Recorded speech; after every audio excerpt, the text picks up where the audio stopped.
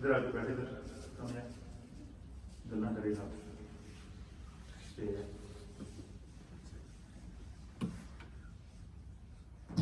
Assalamu alaikum wa rahmatullahi wa barakatuh.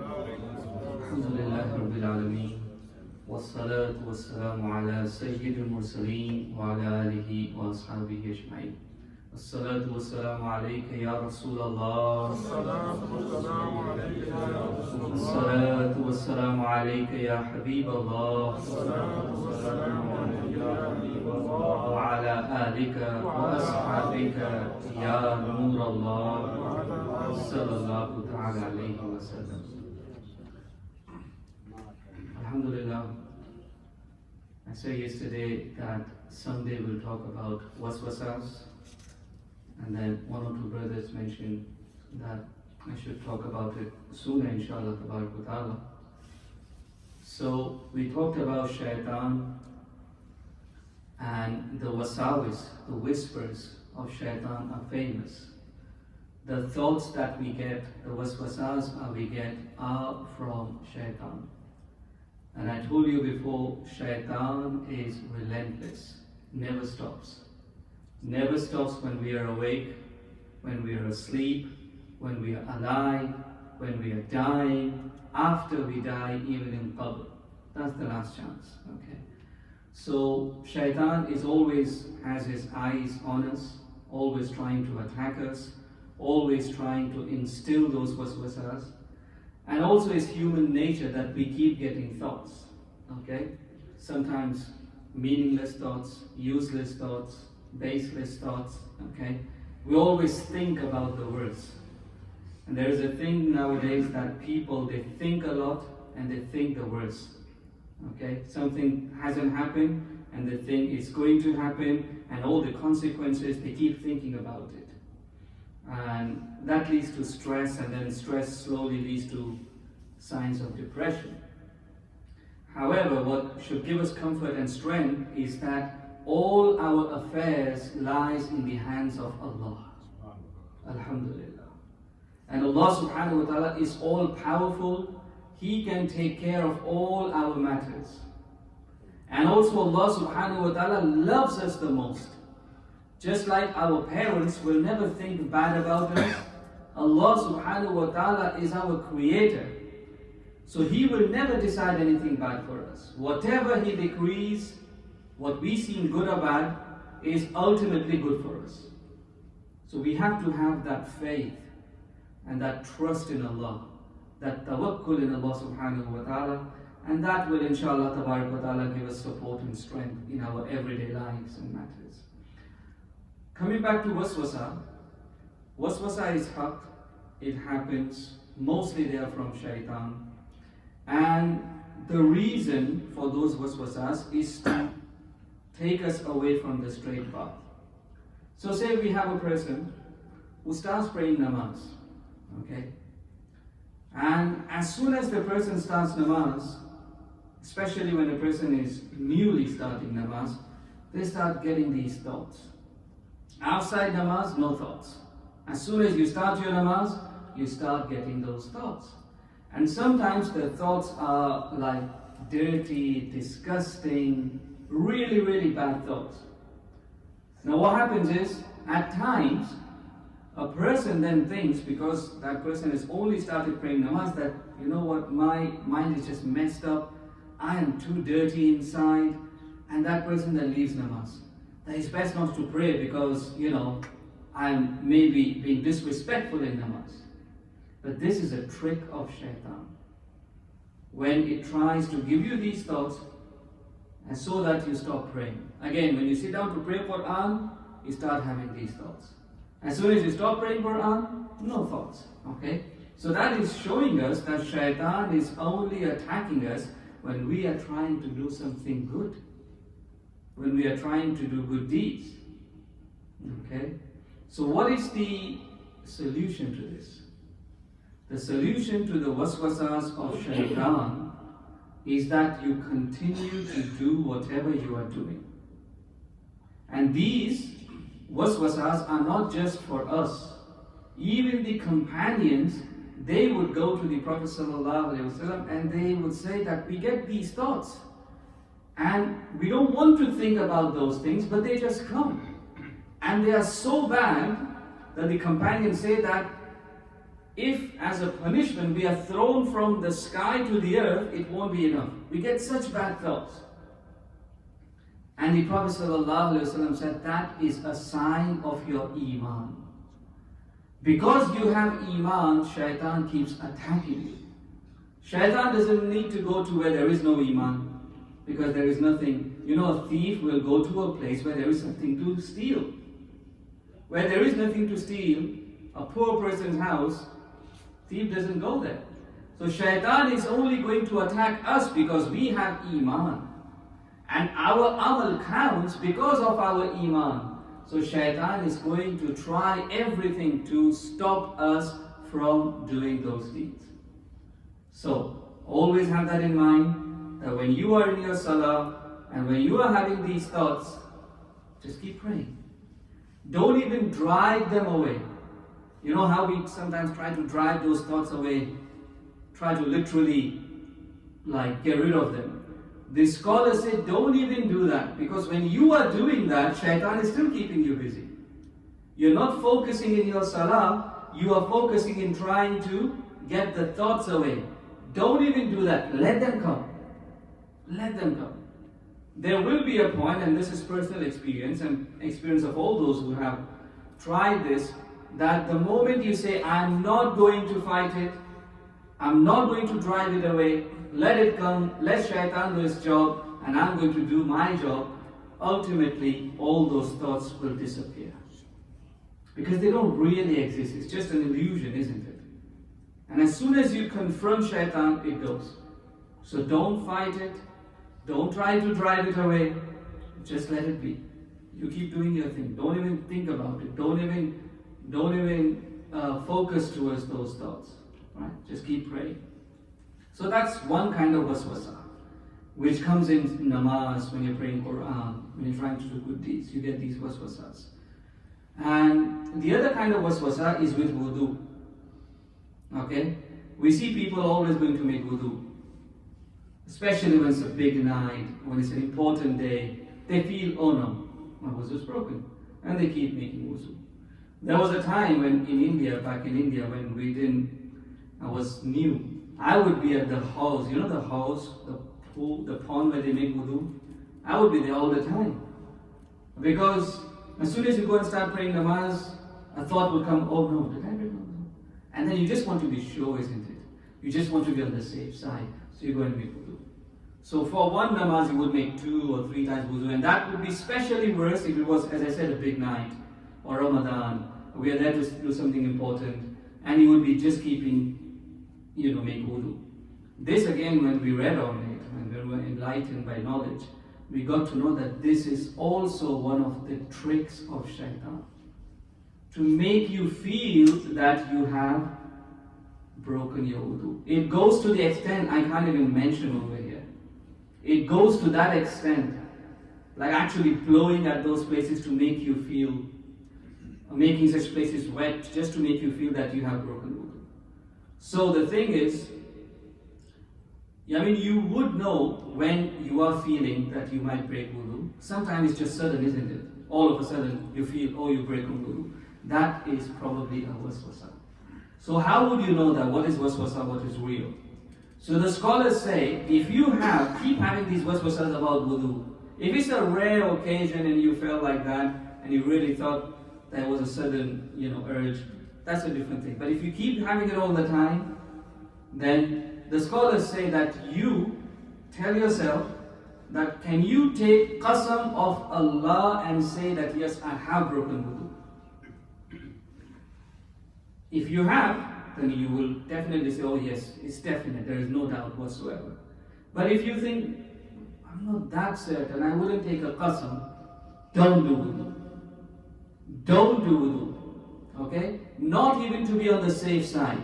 Scholars say do not do wudu in these circumstances, because again, Shaitan is winning. You are giving in to Shaitan. Not even to be on the safe side, no. If you are not 100% sure that your wudu is broken, Don't do wudu. Again, you will see, you do it for a couple of days, this whole thing will disappear. It won't come. Then you will know it was from shaitan. Okay? And wudu is one of those things, again, a person thinks, you know what, I'm not going to the masjid and keep making wudu all the time, and it's disrespectful. So, shaitan, look at the tricks of shaitan. In any way possible, trying to, stop you from praying. Another one, so with wudu, as I said, take qasam, like say, can you take qasam of Allah and say you have definitely broken? If there is even like 10%, 5% doubt, don't do it. Don't do it. Okay, that is a masla, actually. The last one is, sometimes when you pray namaz, you forget how many rakats you prayed. Okay? So was it 3? Was it 4? Was it the third one? Was it the second one? If it's a rare occasion again, then you give benefit of doubt and you pray. So say you are confused, if you pray 3 or 4, then take the lesser number, of course. Maybe you pray 3, if it's a one-off, okay? But if it happens all the time, every time you pray 4, you feel like it's 3, okay? Did I even sit for at-tahiyat or did I not? After 2 rakats. Did I add a surah or did I not? If these things are happening often, again, this is shaitan playing with you. Because you wouldn't forget all the time, isn't it? You wouldn't forget all the time. So shaitan is playing with you. Again, just because to be on the safe side you keep repeating it, shaitan keeps playing with you. This is a rule. The more you succumb to the pressures of shaitan, the more shaitan will play with you. So the only way to fight shaitan is to ignore it. That's it. Ignore it, and that's it. Those things will disappear. So, say if it happens over and over again, is it 3rd or 4th? Then no, go with the instincts. If in the back of your mind you feel it's 4th, it is 4th. Don't add another rakah. If you think you have prayed at-tahiyat and you would have normally prayed at-tahiyat, then don't sit again and do at-tahiyat or do sajda sahw. Okay? Because as I said, shaitan is playing with you. And the best way to get rid of these things, as I said, is to ignore. But even outside, you seek help from Allah. And that is why when we in namaz, before praying Quran, A'udhu billahi minash shaitanir rajim. Shaitan is way powerful. Shaitan is invisible. We don't know the tricks of shaitan. We are too weak for shaitan. But Allah subhanahu wa ta'ala is most powerful, isn't it? So, A'udhu billahi minash shaitanir rajim. Keep praying that, even outside salah. As I said, bad thoughts, even outside salah. Some people have this, I've seen people, they keep doing things again. So, there was a Haji Sahib somewhere, and he was an elderly person, I couldn't even tell him. He wouldn't be able to start his salah. Allah, Allah, Allah, Allah. Like, he would take a couple of minutes just to start. And I could just see shaitan is playing with him. Like, he just wouldn't get Allah, Allah. And then, before going on to Musalla, he would move here, move there, move here, move there, just to try and get it right in his mind. But these are all wasabis, and we've been through it. You just ignore everything, just come, Allah, and pray. Pray, do your job, and go, and shaitan is going to run away. A'udhu billahi minash shaitanir rajim. And we also pray this in the Mu'awwazatayn, which is قُلْ أَعُوذُ بِرَبِّ النَّاسِ مَلِكِ النَّاسِ إِلَهِ النَّاسِ مِنْ شَرِّ الْوَسْوَاسِ الْخَنَّاسِ. And they say khannas is a shaitan, which sticks to your heart. And the moment you keep remembering Allah, it loosens its grip. The moment we become neglectful for a long time, it sticks again. So the way to get rid of the wasabis of shaitan on a permanent basis, on a long-term basis, is also to do more zikr of Allah, more remembrance of Allah, more conscious of Allah. Inshallah, shaitan will attack you less. May Allah subhanahu wa ta'ala save us from the tricks of shaitan, and may Allah ta'ala keep us steadfast on deen. Assalamu alaikum wa rahmatullah. Subhanallah wa bihamdihi, subhanallahil azim. शैतान से बचने का तरीका क्या है? शैतान हमेशा उस दिल में दाखिल होता है जहाँ पर अल्लाह का जिक्र ना हो, जहाँ पर खुदा की याद ना हो, جس جگہ پہ اللہ رب العالمین جو دل غافل ہو اللہ تعالیٰ سے، وہاں شیطان آ جاتا ہے، اور جس دل کے اندر غفلت ہو اور جو دل اللہ کے ذکر سے خالی ہو اور جو گھر اللہ کے ذکر سے خالی ہو، وہاں شیطان آ جاتا ہے۔ نبی اکرم صلی اللہ علیہ وآلہ وسلم نے جس طرح کے مولانا نے آپ کی طرف بتایا کہ جو دلوں کے اندر وسوسے ڈالتا ہے، انسان کو وہ کرتا ہے، سبز باغ دکھاتا ہے، اسی طریقے سے نبی پاک صلی اللہ تعالیٰ علیہ وسلم نے فرمایا کہ اگر تم چاہو کہ تمہارے دل میں تو کیا تمہارے گھر میں بھی شیطان داخل نہ ہو، اگر تم یہ چاہو کہ تمہارے گھر میں بھی شیطان داخل نہ ہو تو کیا کرو؟ حضور علیہ السلام نے فرمایا کہ اپنے گھر میں سورہ بقرہ کی تلاوت کیا کہ سورہ بقرہ کی کیا کیا کرو؟ تلاوت کیا کرو۔ اور سرکار دو عالم صلی اللہ تعالیٰ علیہ وآلہ وسلم نے فرمایا کہ جس گھر میں سورہ بقرہ کی تلاوت کی جاتی ہے، حضور نے فرمایا وہاں شیطان داخل نہیں ہوتا، اور جس گھر میں شیطان داخل نہ ہو وہاں پر فساد نہیں ہوتا، وہاں پر فتنہ نہیں ہوتا، وہاں پر مشکلات نہیں آتی، وہاں پر جھگڑے نہیں ہوتے۔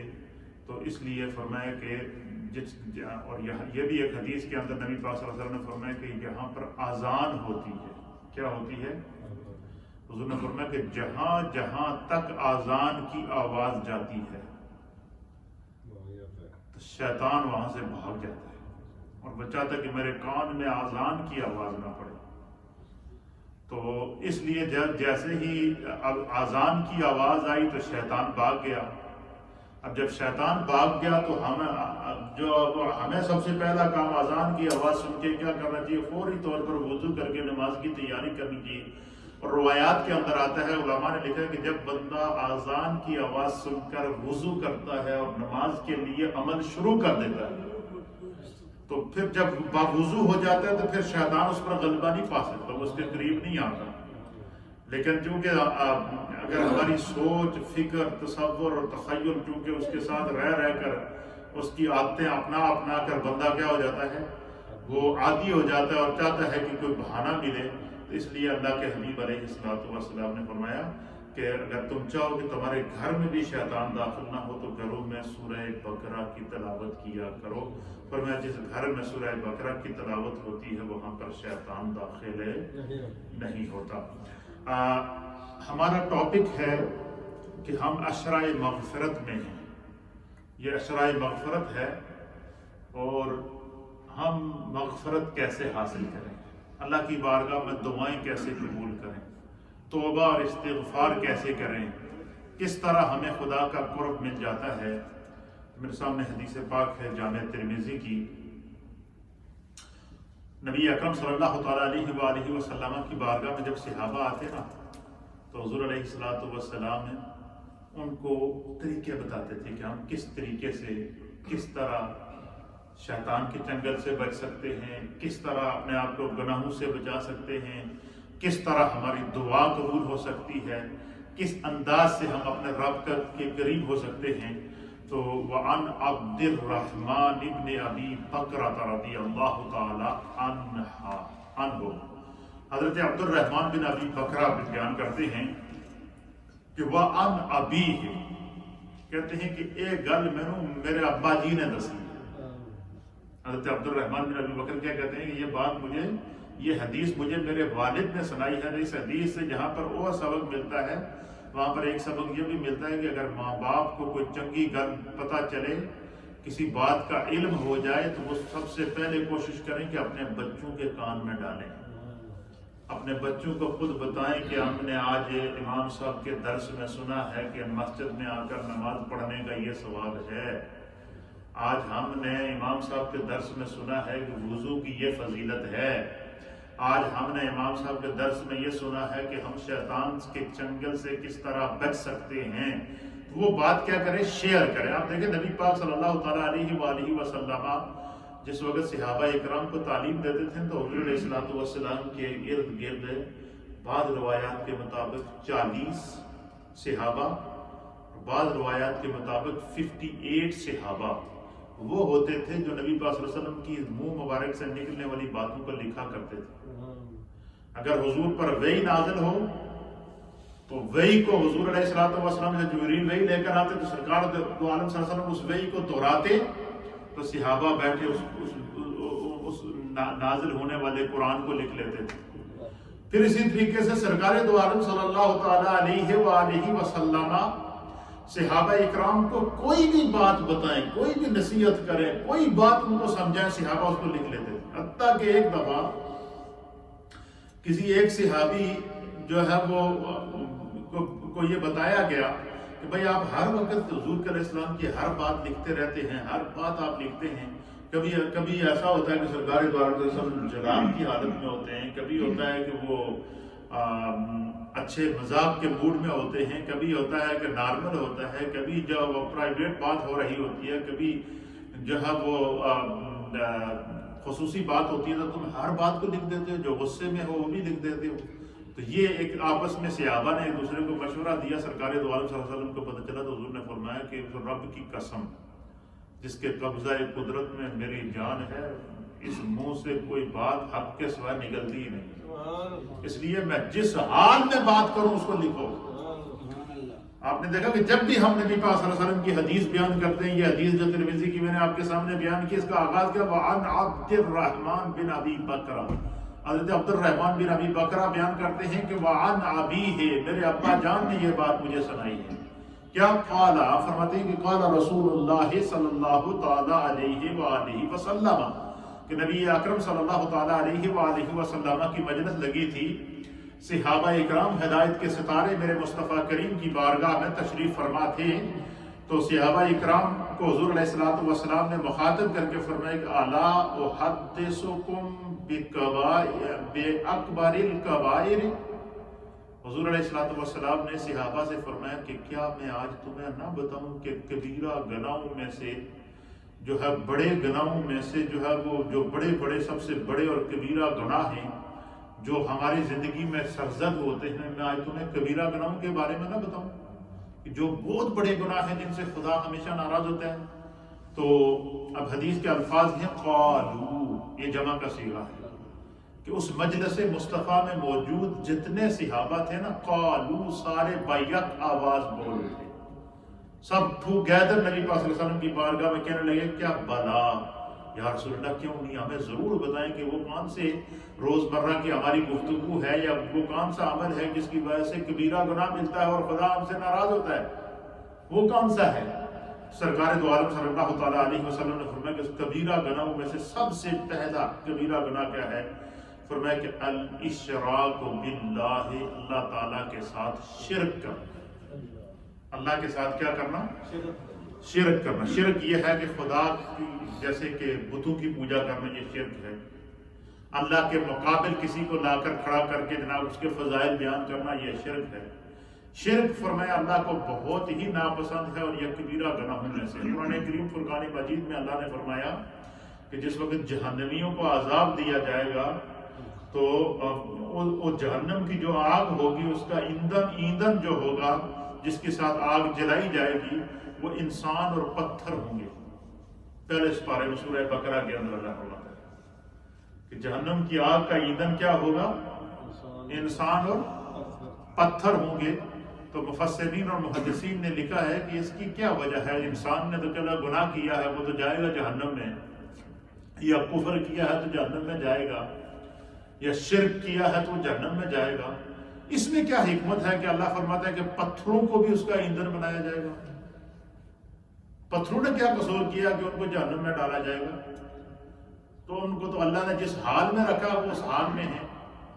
تو حضور علیہ نبی علیہ الصلوۃ والسلام نے اس طرف اشارہ دیا کہ اس آیت میں جو اللہ فرماتا ہے کہ جہنم کی آگ کا ایندھن انسان اور پتھر ہوں گے، اس کی وجہ یہ ہوگی کہ وہ لوگ جو پتھروں کی پوجا کرتے تھے، پتھروں کی مورتیاں بنا کے ان کی پوجا کرتے تھے، جس کو بت کہتے ہیں، بتوں کی پوجا کرتے تھے اور بتوں سے اللہ کو چھوڑ کر بتوں سے جب وہ مدد مانگتے تھے. تو قیامت کے دن اللہ تعالیٰ ایک تو ان کو ان کے شرک کی وجہ سے آگ میں ڈالے گا، دوسرا ان کے ساتھ ان پتھروں کو ان بتوں کو بھی آگ میں ڈالا جائے گا. کیوں؟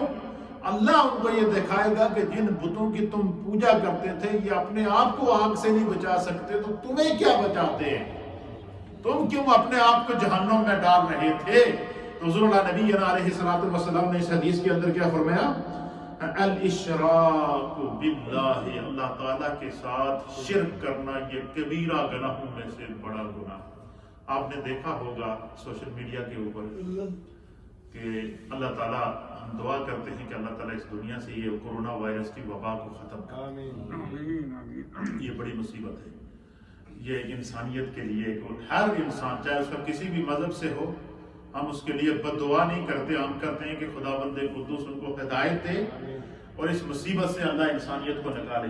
یہ سوشل میڈیا پر ویڈیو وائرل ہو رہی ہیں کہ انڈیا کے اندر باقاعدہ ایک فوجی اعلان کر رہا ہے، اسپیکر ہاتھ میں لے کر مسجدوں کے باہر کھڑے ہو کر اعلان کر رہا ہے اور مسلمانوں سے اپیل کر رہا ہے کہ تم افطاری کے وقت اور تراویح کے وقت ہمارے لیے دعا کرو، ہم بڑی مشکل میں ہیں۔ یہ اعلان کیا جا رہا ہے۔ وہ لوگ جو مسجدوں میں داخلے سے منع کرتے تھے، مسجدوں کو توڑتے تھے، آج ان کو بھی پتا ہے کہ دعا وہیں پر قبول ہوگی۔ تو اس لیے اللہ تعالیٰ نے قرآن میں کیا فرمایا کہ وہ لوگ جو شرک کرتے ہیں جو ہے وہ کیا ہوگا؟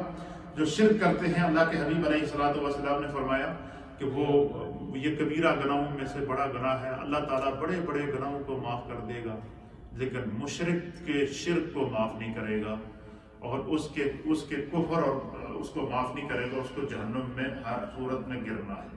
اور دوسری چیز کیا ہے؟ عقوق الوالدین، حضور نے فرمایا کہ ماں باپ کا حق ادا کرنا، اور جو بندہ ماں باپ کا حق ادا نہیں کرتا، فرمایا کہ یہ ماں باپ کا حق ادا نہ کرنا یہ کبیرہ گناہوں میں سے بڑا گناہ ہے۔ دیکھیں اللہ تعالیٰ نے انسان کو سوچ دی ہے، ویسے ہماری زندگی، بچوں کی جو زندگی ہوتی ہے نا، بڑی لاشعوری زندگی ہوتی ہے، لاپرواہ ہوتے ہیں، جوان ہونے تک لاپرواہ ہوتے ہیں، شادی ہونے تک لاپرواہ ہوتے ہیں، اور جب شادی ہوتی ہے، بچے پیدا ہوتے ہیں، جب خود ماں باپ بنتے ہیں نا، پھر ان کو احساس ہوتا ہے، جب خود ماں باپ بنتے ہیں تو پھر احساس ہوتا ہے کہ یار یہ ماں باپ کا کتنا بڑا مقصد تھا۔ تو حضور علیہ السلام نے فرمایا کہ تمہارے ماں باپ کیسے ہی کیوں نہ ہو، تم ان کے ساتھ لڑائی نہ کرو، ان کے ساتھ جھگڑا نہ کرو، ان کی نافرمانی نہ کرو، ان کی حکم عدولی نہ کرو۔ فرمایا کہ ماں باپ کا ادب کرو، ماں باپ کے ساتھ محبت کرو۔ اسی لیے فرمایا، حضور نے فرمایا کہ جو باپ ہے یہ جنت کا دروازہ ہے، اور ماں کے قدموں کے نیچے اللہ نے جنت رکھی، اور جنت میں تب بندہ داخل ہوگا کہ دروازہ کھلے گا تو داخل ہوگا نا۔ تو اس لیے ماں اور باپ یہ دونوں کے حقوق اللہ نے مقرر کیے ہیں۔ ہر حال میں ہمیں اپنے والدین کا احترام کرنا چاہیے، عزت کرنی چاہیے، ان کے مطابق اپنی زندگی گزارنی چاہیے۔ تھوڑا سا بچہ جوان ہوتا ہے، بالغ ہوتا ہے، کسی لڑکی نے اس کو ورگلا لیا، سب سے پہلی بغاوت ماں باپ سے کرتا ہے، اسی میرے ہاتھ کی سوچے۔ بعد میں جب وہ پھنستا ہے پھر بھاگ کر آتا ہے، ماں باپ پھر بھی کھڑے ہوتے ہیں۔ تو اس لیے پہلے ہی کوئی ایسا کام نہ کیا جائے جس سے ماں باپ ناراض ہوں۔ ماں باپ کے کہنے پر کیا کرنا چاہیے؟ عمل کرنا چاہیے۔ دوسری پہلی چیز کیا تھی کہ اللہ نے فرمایا کہ جو بندہ شرک کرتا ہے وہ شرک جو کبیرہ گناہوں میں سے ایک گناہ ہے۔ اور دوسری چیز کیا ہے کہ والدین کی نافرمانی کرنا یہ کبیرہ گناہوں میں سے بڑا گناہ ہے۔ اور تیسری یہ چیز حضور علیہ السلام بیان کرتے تھے، اور حضرت عبد الرحمن بن ابی بکرہ کہتے ہیں کہ وہ جلسا وکان متکئا، حضور علیہ السلام اس طرح ٹیک لگا کر بیٹھے ہوئے تھے۔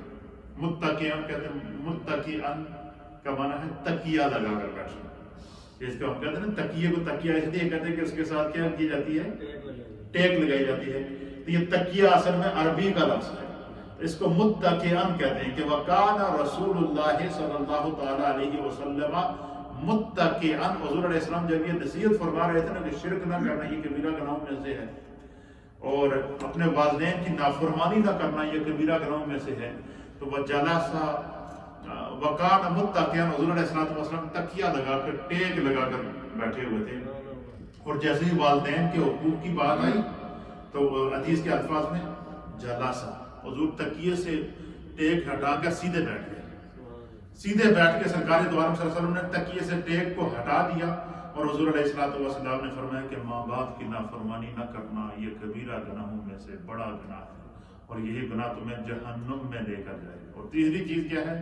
حضور علیہ الصلوۃ والسلام نے فرمایا کہ وہ شہادت الزور او قول الزور، حضور نے فرمایا کہ جھوٹی گواہی دینا اور جھوٹی بات کرنا، جھوٹی گواہی دینا اور جھوٹ بولنا جس شخص کی عادت ہو، حضور نے فرمایا کہ یہ کبیرہ گناہوں میں سے ایک گناہ ہے، اس گناہ کی بخشش نہیں ہے۔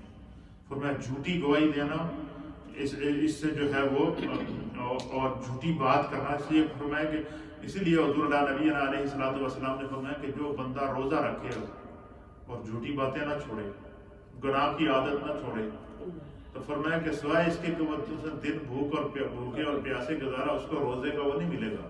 روزہ تو ہر برائی کو چھوڑنے کا نام ہے، اس لیے فرمایا کہ آنکھ کا بھی روزہ، ہاتھ کا بھی روزہ، کان کا بھی روزہ، جسم کا بھی روزہ، باڈی کا بھی روزہ، تصور اور تخیل کا بھی روزہ ہوتا ہے۔ فرمایا کہ کسی بھی حال میں انسان کو روزہ جو ہے وہ روزے میں یہ ساری چیزیں اچھا، اور پھر آپ نے آج کے درس میں سنا شروع میں کہ جو ہے وہ شیطان کیسے وسوسے ڈالتا ہے۔ اب مجھے بتائیں اس سے بڑی مہربانی ہم پہ کیا ہوگی کہ اللہ تعالیٰ نبی پاک صلی اللہ علیہ وسلم نے فرمایا کہ جب رمضان المبارک کی پہلی رات آتی ہے، پہلی رات رمضان کی کب ہوتی ہے؟ جس دن چاند نظر آتا ہے، اس دن روزہ نہیں ہوتا، روزہ دوسرے دن ہوتا ہے، پہلی تراویح والی رات۔ فرمایا ادھر سے رمضان کا چاند نظر آیا، سب سے پہلے اللہ فرشتوں کو حکم دیتا ہے جڑے شتنگڑے پھردے ہیں، جڑے لوگوں کو گمراہ کرتے ہیں، پہلے انہوں بنو، پہلے انہوں نے کیا کرو؟ بنو، انہوں نے قید کرو، ان کو ہتھکڑیاں پہناؤ، ان کو زنجیریں پہناؤ۔ نبی پاک نے فرمایا کہ رمضان کی پہلی رات کو اللہ تعالیٰ شیطان کو ان کو زنجیروں کے اندر جکڑ دیتا ہے، شیطان بند ہو جاتے ہیں، پورا مہینہ شیطان بند۔ لیکن چونکہ پورا سال ہم نے اس کے ساتھ دوستی کی ہوتی ہے تو عادتیں خراب ہوئی ہوتی ہیں، تو وہ اگر بند بھی ہو ہم پھر بھی وہ حرکتیں کرتے ہیں۔ اس لیے فرمایا کہ جب اپنے دل کو، تصور کو، تخیل کو، سوچ کو ہم چینج جب تک نہیں کریں گے، فرمایا کہ جب آپ، اس لیے فرمایا کہ کوئی بھی کام شروع کرو تو پہلے بسم اللہ الرحمن الرحیم پڑھ لیا کرو۔ حضور فرماتے ہیں کہ جس وقت بعض روایات کے اندر آتا ہے کہ جس وقت دسترخوان پہ کھانا لگتا ہے نا تو شیطان ٹہلتا ہے، اور بس اس کی یہ خواہش ہوتی ہے کہ اللہ کرے یہ بندہ بغیر بسم اللہ پڑھے کھانا شروع کر دے تاکہ میں اس کی پلیٹ میں بھی آگے سے تصویر پڑھوں۔ سرکار نے فرمایا کہ جب بندہ مومن کے سامنے کھانا آئے تو جب وہ کہتا ہے نا بسم اللہ الرحمن الرحیم، تو جس طرح آزان سن کے شیطان نسدہ اس طرح کروں بار نسدہ گئے تو ان کوئی اور کام ہو جیسے اللہ کا ذکر نہ ہو رہا۔ تو مجھے بتائیں کہ جس گھر میں، جس دسترخوان پہ صرف اللہ کا نام لینے سے شیطان بھاگ جاتا ہے، جس گھر میں تلاوت قرآن سورہ بقرہ پڑھنے سے شیطان بھاگ جاتا ہے، تو جس دل کے اندر ہر وقت اللہ اللہ اللہ اللہ اللہ ہو، وہاں شیطان کیسے داخل ہو سکتا ہے؟ وہاں شیطان کیسے وسوسہ ڈال سکتا ہے؟ تو شیطان کے وسوسے سے بچنے کے لیے کیا ہے؟ حضور علیہ الصلوۃ والسلام نے فرمایا کہ اپنی زبان کو ہمیشہ خدا کے ذکر سے تر رکھو۔ کتنا پیارا وظیفہ ہے، صرف لفظ اللہ کا وظیفہ، بسم اللہ کا وظیفہ، اور اسی لیے اعوذ باللہ من الشیطان الرجیم کا وظیفہ۔ یہ ساری چیزیں کیا ہیں؟ تاکہ انسان نیکی کی طرف راغب ہو، رغبت کرے۔ تو اس لیے اللہ تعالیٰ کا ہم پر یہ کرم ہے کہ خدا نے ہمیں یہ رمضان دیا، اس میں شیطان کو قید بھی کر لیا، اس کے باوجود اگر ہم اپنی زندگی کی اصلاح نہ کریں تو میں نے دوستوں کو کھول کے تو کوئی نہیں پتہ پلا سکتا نا، بن کے تو کوئی نہیں کسی کو رکھ سکتا۔ ہمیشہ جب خیر کی آواز آپ کے کان میں پڑے نا، یہ بات یہ اصول ذہن میں رکھیں، چاہے مسجد میں ہوں یا مسجد سے باہر ہوں یا گھر ہوں یا چلتے پھرتے ہوں، کہیں سے بھی کوئی خیر کی آواز، نیکی کی آواز آپ کے کان میں پڑے نا، چند لمحوں کے لیے یہ سوچ لیا کریں اگر یہ نیکی ہے تو کوشش کیا کریں کہ وہ نیکی آپ کر گزریں۔ کیوں کہ قرآن حکیم قرآن مجید میں نبی پاک کی بارگاہ میں بیٹھنے والے جو صحابہ تھے نا، ان کو نبی پاک نے نیکی کا عادی بنا دیا تھا۔ قرآن بیان کرتا ہے کہ میرے محبوب نے ان کو اتنا نیکی کا عادی بنا دیا تھا کہ فاستبقوا الخیرات، جب ان کو پتہ چلتا تھا کہ فلاں جگہ نیکی ہے، فلاں مقام نیکی کا ہے، تو صحابہ اکرام کیا کرتے؟ فاستبقوا، ایک دوسرے سے سبقت لے جاتے تھے۔ صحابہ کا آپس میں مقابلہ نیکیاں بڑھانے کا ہوتا تھا۔ صحابہ اکرام کا آپس میں مقابلہ کیا ہوتا تھا؟ نیکیوں کو بڑھانے کا مقابلہ ہوتا تھا، نیکیوں میں پہل کرنے کا مقابلہ ہوتا تھا، نیکیوں کو ایک دوسرے تک پہنچانے کا مقابلہ ہوتا تھا۔ اس لیے فرمایا کہ نیکی کے اندر کیا کیا کرو؟ پہل کیا کرو۔ اور پھر سرکار دو عالم صلی اللہ تعالیٰ علیہ وآلہ وسلم بار بار اس بات کو دہراتے رہے۔ حدیث کے اندر الفاظ ہیں کہ فما زال رسول اللہ صلی اللہ تعالیٰ علیہ وسلم یقولها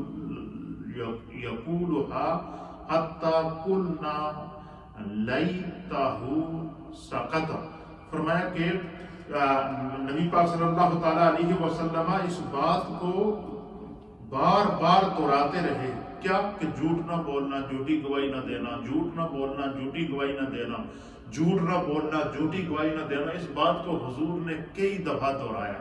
یہ کتنی پیاری بات ہے جب دیکھیں۔ دوسری حدیث سماعت فرمائیں، اس پر ہم بات کو ختم کرتے ہیں، یہ بھی بہت ہی ایمان، اسی سے ریلیٹیو حدیث ہے۔ وعن عبداللہ ابن عباس رضی اللہ تعالیٰ عنہ، سنن بہقی کی حدیث ہے، حضرت عبداللہ ابن عباس رضی اللہ تعالیٰ عنہ کو بیان کرتے ہیں، عن النبی صلی اللہ تعالیٰ علیہ وآلہ وسلم، کہ نبی اکرم صلی اللہ تعالیٰ علیہ وسلم نے فرمایا، حضور علیہ السلام نے فرمایا کہ خمس دعوات یستجاب لہن، حضور علیہ السلام نے فرمایا کہ 5 لوگوں کی دعائیں، 5 دعائیں ان کی قبولیت میں کوئی شک ہی نہیں۔ 5 دعائیں ایسی ہیں کہ جب بھی وہ بندہ مانگے وہ 5 دعائیں قبول ہو جاتی ہیں، وہ اسی وقت قبول ہوتی ہیں، ان کی قبولیت میں کوئی شک ہی نہیں ہوتا، چاہے دیر سے قبول ہو لیکن قبول ضرور ہوتی ہے۔ کبھی وہ 5 دعائیں ریجیکٹ ہوتی ہی نہیں۔ اور ان میں سے پہلی دعا کیا ہے؟ سرکار دو عالم صلی اللہ علیہ وآلہ وسلم نے فرمایا، اللہ سنیے، حضور نے فرمایا کہ ان میں سے پہلی دعا ہے دعوت المظلوم۔ مظلوم جب ظلم، جس پر ظلم کیا جائے نا، مظلوم جب اللہ کی بارگاہ میں دعا کرتا ہے، حضور نے فرمایا کہ مظلوم کی آسمان کا سینہ چیر کر اللہ کی بارگاہ میں جاتا ہے۔ اب مجھے بتائیں، اس وقت پوری دنیا کورونا وائرس کے حصار میں ہے یا نہیں؟ 2 سال پورے ہونے کو ہیں، مقبوضہ کشمیر لاک ڈاؤن، پوری دنیا چیختی رہی مودی پہ اثر نہ ہوا، پوری دنیا چیختی رہی کہ یہ ظلم نہ کرو، وہ بے یار و مددگار ہیں، کشمیر شہداء کا قبرستان بن چکا ہے، پوری دنیا چیختی رہی لیکن ان پر اثر نہ ہوا۔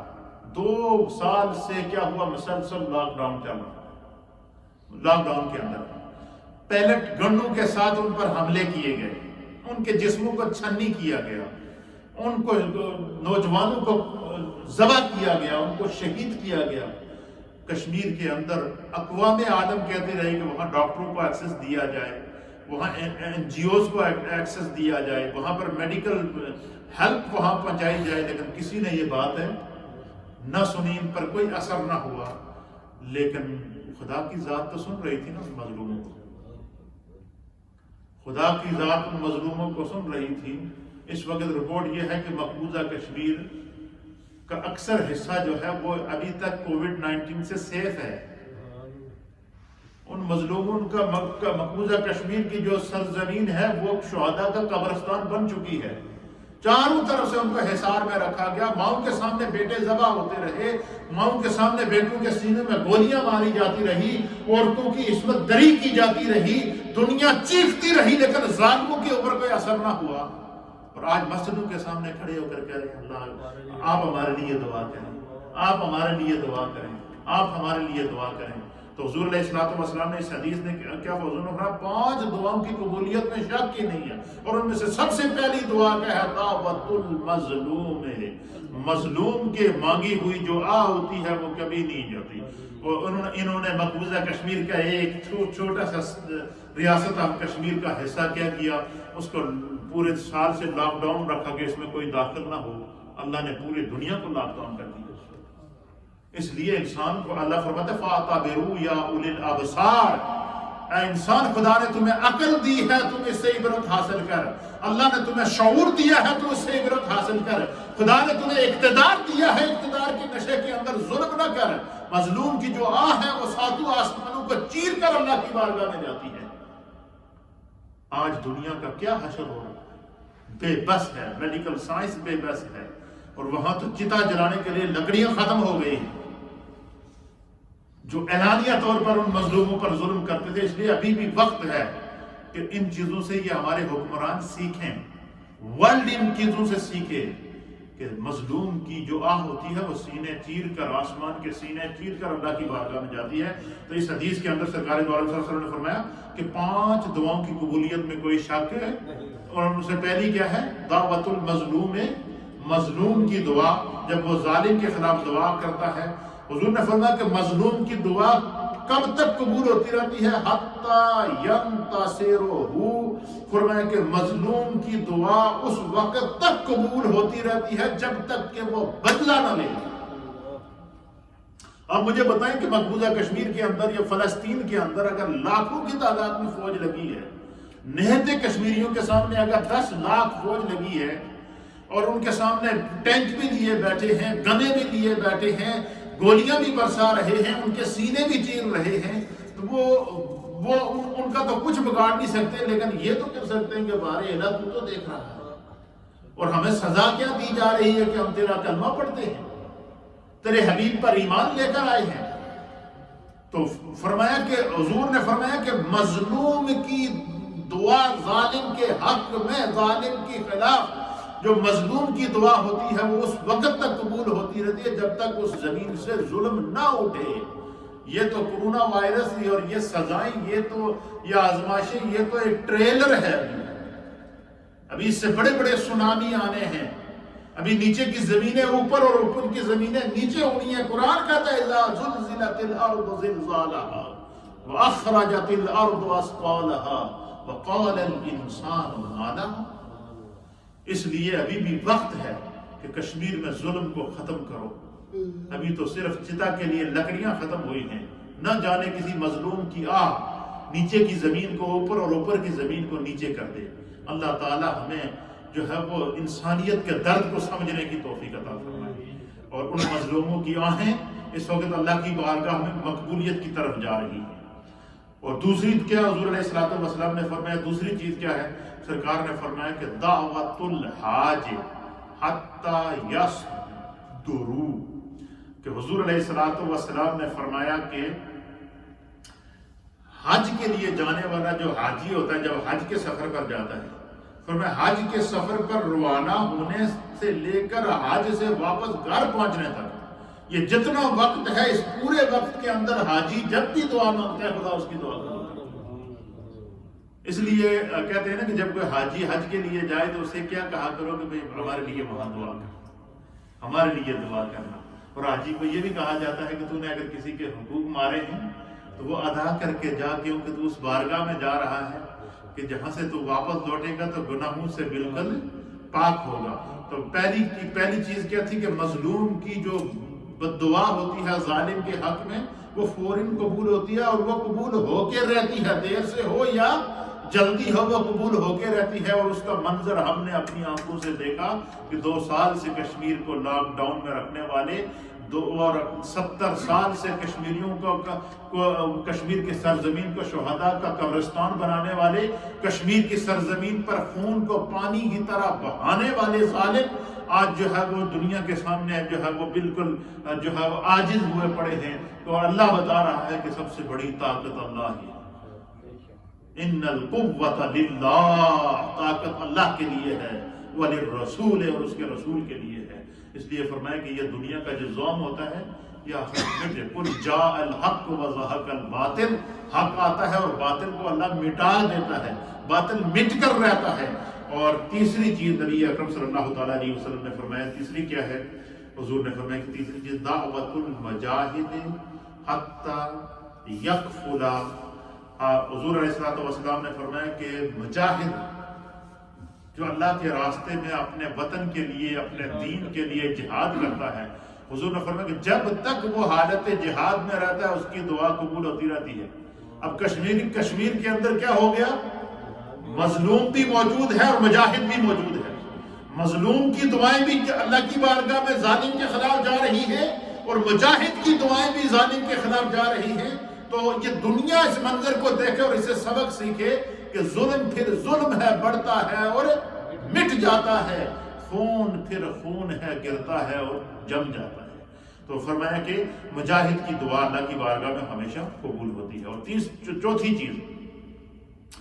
چیز حضور نے فرمایا کہ دعوت المریض حتی یبدأ۔ حضور نے فرمایا کہ جو شخص مریض ہو نا، بیمار ہو، فرمایا اس دی دعا اللہ سنتا ہے، خدا اس کی دعا کو قبول کرتا ہے۔ اس لیے فرمایا کہ جب تم کسی مریض کی عیادت کے لیے جایا کرو تو کیا کیا کرو؟ حضور نبی علیہ الصلوۃ والسلام نے فرمایا کہ جب تم مریض کی عیادت کے لیے جاؤ تو اس کی حوصلہ افزائی کیا کرو، اس کو دعائیں دیا کرو، اس سے کہا کرو کہ تو ہمارے لیے دعا کر۔ کیوں؟ اللہ تعالیٰ شکستہ دلوں کے قریب ہوتا ہے، ٹوٹے ہوئے دلوں کے قریب رہتا ہے۔ جب مریض مرض میں جاتا ہے نا، وہ دنیا سے مایوس ہو جاتا ہے، ڈاکٹر سے مایوس ہو جاتا ہے، بہن بھائیوں سے مایوس ہو جاتا ہے۔ آپ کو پتا ہے جب کسی کو لا علاج بیماری لگ جائے، لیکن ایک امید اسے ضرور ہوتی ہے کہ جس رب نے مجھے پیدا کیا نا، جس نے مجھے سانس دی ہے نا، تو اگر وہ اس میں راضی ہے کہ اس بیماری میں میری بخشش ہے تو وہ پھر بھی اس کو قبول کرنے کے لیے تیار ہوتا ہے۔ اور لیکن یہ امید اسے ضرور ہوتی ہے کہ جس رب نے مجھے اتنا سانسیں دی ہیں وہ مجھے شفا ضرور دے گا، وہ مجھے ضرور شفا دے گا۔ اس لیے فرمایا کہ مریض کی دعا، مجاہد کی دعا، مظلوم کی دعا اور حاجی کی دعا یہ اللہ کی بارگاہ میں ہمیشہ قبول ہوتی رہتی ہے، یہ قبول ہوتی رہتی ہے۔ اور پانچویں چیز کیا ہے؟ حضور علیہ السلام نے دعوت الاخ لاخیہ بظہر الغائب۔ حضور نے فرمایا کہ مسلمان بھائی کا اپنے مسلمان بھائی کی غیر موجودگی میں اس کے پیٹھ کے پیچھے اس کے لیے دعائیں کرو۔ ہمارے یہاں اس کا الٹ ہوتا ہے، بندہ سامنے موجود نہ ہو تو پیٹھ کے پیچھے اس کی برائیاں بیان کرتے ہیں، اس کی غیبت کرتے ہیں اور پیٹھ کے پیچھے اس کے خلاف باتیں کرتے رہتے ہیں۔ اچھا جو بندہ کسی کے پیٹھ کے پیچھے کسی کے خلاف باتیں کرتا ہے نا، یہ بات یاد رکھو، جس کے خلاف باتیں کر رہا اللہ اس کی نیکیوں میں اضافہ کر رہا ہوتا ہے، اس کی نیکیاں اپنی کام ہو رہی ہوتی ہیں۔ اس کو غیبت کہتے ہیں۔ حضور نے فرمایا کہ غیبت نیکیوں کو اس طرح جلا دیتی ہے جس طرح خشک لکڑی کو آگ جلاتی ہے۔ یعنی بندہ اپنی نیکیاں ضائع کر رہا ہوتا ہے اور وہ سمجھ رہا کہ میں جناب فلانے نے ایسی دی تیسی کر لی، تو سامنے موجود ہی نہیں، اس کو پتہ ہی نہیں ہے۔ تو حضور نے فرمایا کہ جو بندہ اپنے اس بھائی کے لیے جو اس کے سامنے موجود نہ ہو اس کے لیے دعا کرے، کیا کرے کہ وہ میرا بھائی ہے، وہ میرا نمازی بھائی ہے، وہ میرا دینی بھائی ہے، وہ میرا سگا بھائی ہے، وہ میرا چچیزاد بھائی ہے، وہ بڑا نیک ہے، خدا اس دی عزتہ میں اضافہ کرے۔ وہ سامنے موجود نہیں، آپ کا کوئی بھی بھائی، کوئی بھی دوست، کوئی بھی تعلق والا آپ کے سامنے موجود نہیں ہے، لیکن آپ اس کی غیر موجودگی میں جب اس کے لیے دعا کرتے ہیں تو نبی پاک صلی اللہ تعالیٰ علیہ وآلہ وسلم نے فرمایا کہ اللہ تعالیٰ ایک فرشتہ بھیجتا ہے زمین پر۔ کیا فرشتہ بھیجتا ہے؟ اللہ زمین پر فرشتہ اس بندے کے پاس بھیجتا ہے اور وہ فرشتہ اس کے پاس کھڑے ہو کر اس کی دعا پر آمین کہتا ہے۔ جب وہ ساری دعائیں مانگ چکا ہوتا ہے پھر وہ فرشتہ جو اللہ کی طرف سے آیا وہ خدا کی بارگاہ میں دعا کرتا ہے کہ بارے الہ، اس نے اپنے فلاں مسلمان بھائی، فلاں مسلمان بہن کے لیے اس کی غیر موجودگی میں دعا کی ہے، اللہ اس کی طرف سے میں تیرا فرشتہ ہو کر اس کے حق میں دعا کرتا ہوں، جس طرح اس نے اس کے لیے دعا کیا تو اس طرح اس کو اجر عطا فرما۔ مجھے بتائیں اس شخص کی عظمت کا کیا عالم ہوگا کہ جس کے لیے اللہ کے فرشتے اللہ سے دعا کریں۔ اور یہ موقع کب ملتا ہے؟ مجھے بھی مل سکتا ہے، آپ کو بھی مل سکتا ہے، ماؤں کو بھی مل سکتا ہے، بہنوں کو بھی مل سکتا ہے۔ وہ کیا ہے؟ حضور نے فرمایا ایک دوسرے کانڈ دے پیچھے گلاں کرانے کے بجائے اس کی برائیاں بیان کرنا تو انہوں سے دعا کرو۔ فرض کیا کسی بات ہوتا ہے بسا کہ بندہ بہت جلا ہوا ہوتا ہے کہ فلاں بندہ نے میرے ساتھ بڑی زیادتی کی ہے، تو اگر آپ کے سامنے وہ موجود نہیں ہے پھر بھی آپ ذہن میں یہ ضرور کہیں کہ بارے الہ وہ غلطی پر ہے، اس کو ہدایت دے، اے اللہ اس کو ہدایت دے، خدا اس کے دل کو مائل کر دے، اے اللہ اس کے دل میں نرمی پیدا فرما، اے خدا اس نے زیادتی کی ہے وہ اس کا عمل تھا لیکن میں اس کے لیے دعا کرتا ہوں۔ تو اللہ کے حبیب فرماتے ہیں کہ جو بندہ کسی کی غیر موجودگی میں اس کے لیے دعا کرے اللہ تعالیٰ اس دعا کو فوراً قبول بھی کرتا ہے، اور جس طرح کی وہ دوسرے مسلمان بھائی کے لیے دعا کرے گا ایسے ہی اسی طرح کا اجر اسے خدا عطا فرمائے۔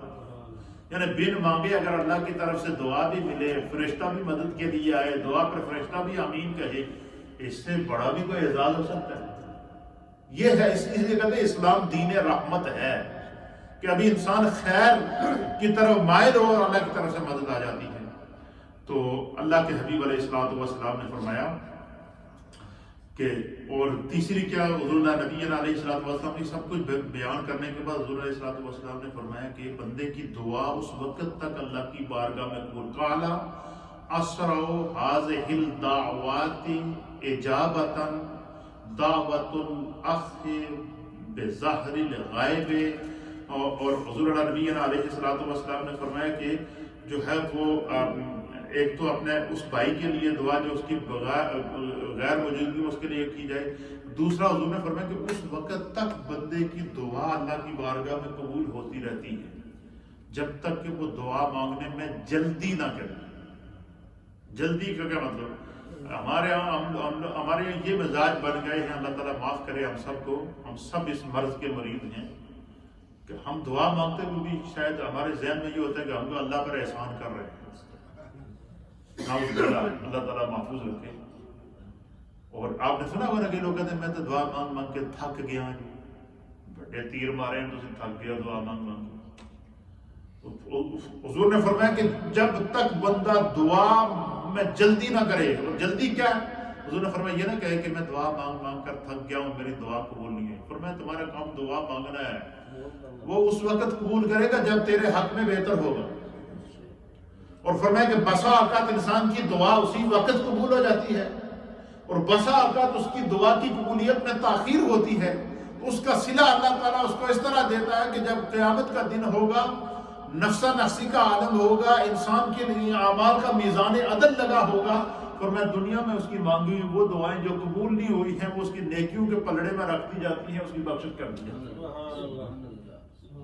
وہ دعائیں اس کے لیے بخشش کا ذریعہ بن جاتی ہیں۔ یہ ہے اسلام کا مزاج، یہ ہے نبی رحمت کا دیا ہوا دین، یہ اسی کو خیر خواہی کہتے ہیں۔ اس لیے حضور علیہ الصلوۃ والسلام نے فرمایا کہ شہر رمضان شہر المواسات، یہ رمضان کا مہینہ یہ غم خواری کا مہینہ ہے، یہ دوسرے کے دکھوں کو سمجھنے کا مہینہ ہے، دوسرے کی تکلیف کو سمجھنے کا مہینہ ہے۔ یہ وہ عظیم مہینہ ہے کہ جس کو جو ہے وہ ہم جو ہے وہ اس کو لے سکتے ہیں۔ پھر نبی اکرم صلی اللہ تعالیٰ علیہ وسلم نے ایک اور موقع پر فرمایا، حضور علیہ السلام نے فرمایا کہ افطاری کے وقت جو دعا کی جاتی ہے، کس وقت؟ عند الافطار، دعوت عند الافطار، کہ افطاری کے ٹائم جو دعا کی جاتی ہے وہ دعا اللہ کی بارگاہ میں قبول ہوتی ہے۔ کیوں؟ کہ نفس جو ہے نا وہ دن بھر بھوکا رہ کے، پیاسا رہ کے، اور بھوک اور پیاس کی شدت کو محسوس کر کے جب اس کے سامنے کہ وہ بندہ ہوتا تو اللہ کا مہمان ہے، ہر روز دسترخوان پہ تازے تازے کھانے لگے ہوتے ہیں، تو نفس تقاضا کرتا ہے 5 منٹ رہتے ہیں تک نظریں گھڑی پر ہوتی ہیں، اور اگر امام صاحب کوئی آدھا منٹ لیٹ ہو جائے نا تو پھر چیخو پکار شروع ہو جاتی ہے گھروں کے اندر، پتہ نہیں کیا ہو گیا مولوی صاحب۔ حضور نے فرمایا کہ وہ جو وقت ہوتا ہے وہ قبولیت کا وقت ہوتا ہے، اس وقت دل سے دعا کیا کرو۔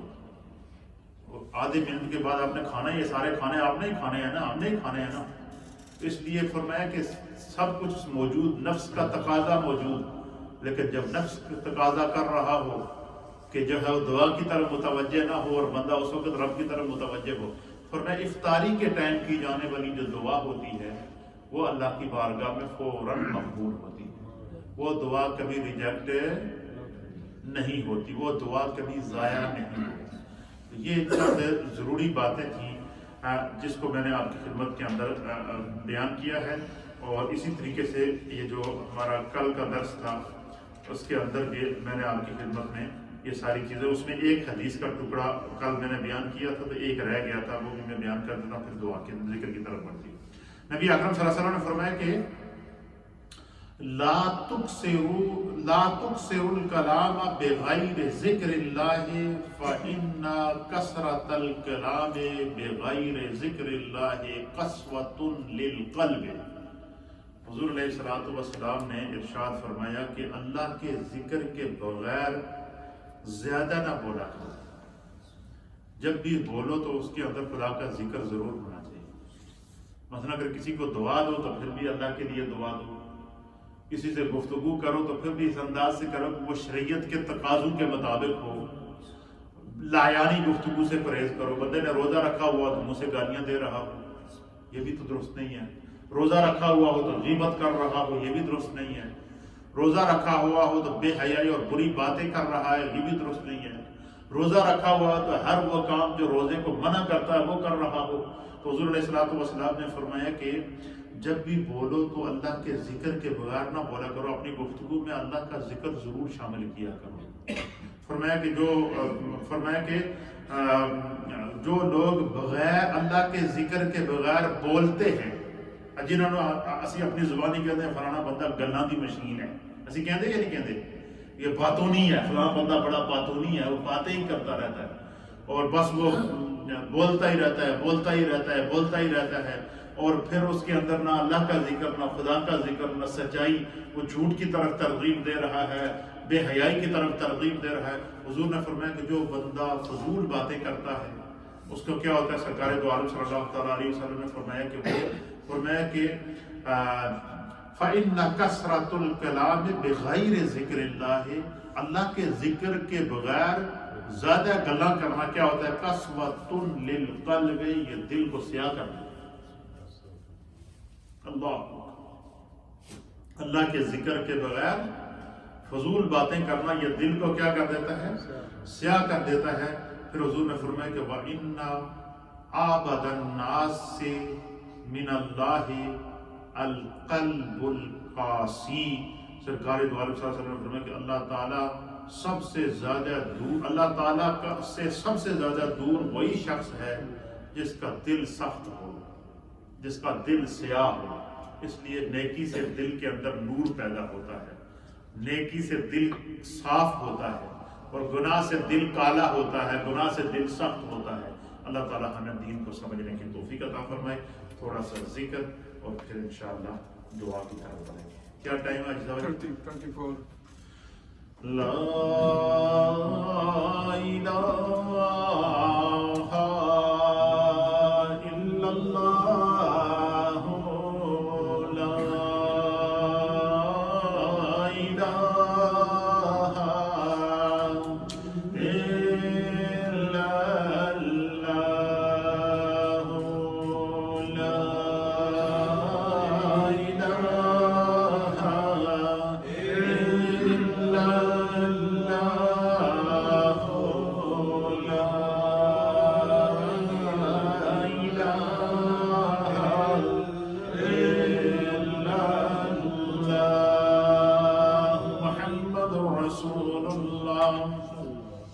صلی اللہ تعالی علیہ وآلہ وسلم، لا الہ الا اللہ، الا اللہ، الا اللہ، لا الہ الا اللہ، الا اللہ، الا اللہ، لا الہ الا اللہ، الا اللہ، الا اللہ، لا الہ الا اللہ، الا اللہ، الا اللہ، لا الہ الا اللہ، الا اللہ، الا اللہ، لا الہ الا اللہ، محمد رسول اللہ صلی اللہ تعالی علیہ وآلہ وسلم۔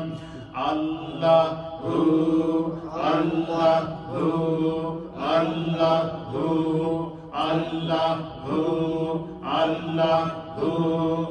اللہ اللہ اللہ جل جلالہ۔ کوئی دفعہ سورہ فاتحہ شریف اور 3 دفعہ سورہ اخلاص شریف اپنے اپنے مرحومین کی نیت سے پڑھیں۔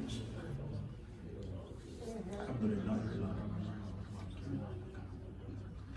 اهدنا الصراط المستقيم صراط الذين أنعمت عليهم قل هو الله أحد الله الصمد لم يلد ولم يولد ولم يكن له كفوا أحد قل هو الله أحد الله الصمد لم يلد ولم يولد ولم يكن له كفوا أحد قل هو اللہ احد اللہ الصمد لم یلد ولم یولد ولم یکن له کفوا احد۔ یا اللہ ہمارے اس افطار اسپیشل کے پروگرام کو اپنی بارگاہ میں قبول فرما۔